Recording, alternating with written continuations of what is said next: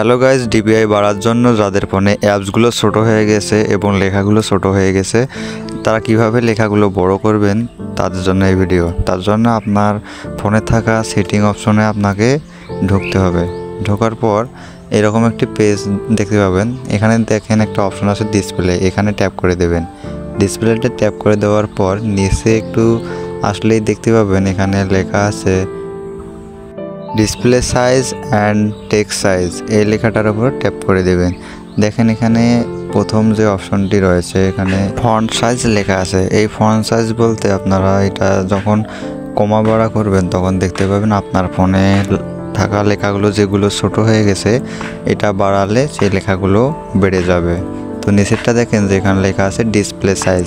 এখানে ডিসপ্লে সাইজটা আপনি যদি বাড়িয়ে দেন তাহলে আপনার ফোনে থাকা অ্যাপসগুলো বড় হয়ে যাবে।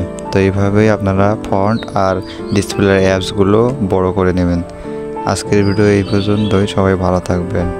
নতুন ভিডিও পেতে চাইলে চ্যানেলটি সাবস্ক্রাইব করে রাখুন। আল্লাহ হাফেজ।